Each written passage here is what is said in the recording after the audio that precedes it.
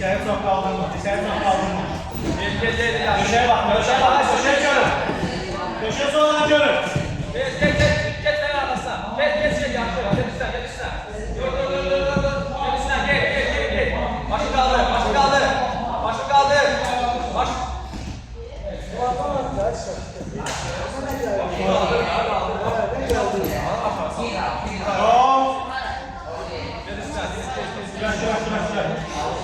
Masukama.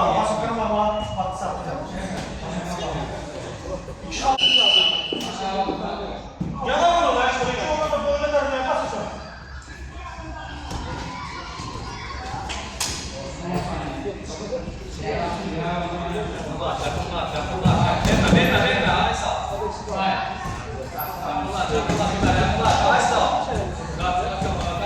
Düz üstte kalma öyle ya. Düz üstte kalma gel abi.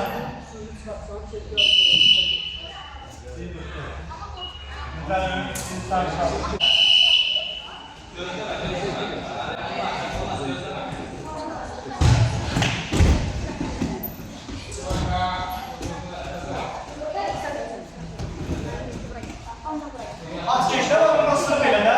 Sırı böyle. Ha öyle sırı böyle. Dişlerin arkasından at sırı böyle. Şey. Ağa sola. Ağa böyle. Stoyka. Şey. Burada böyle alacak ya. Sizi böyle şu kafama. Tamam. Köşe. Ha. Normal kafanı ölme. Patates ayağı. Kaç oradan kaç.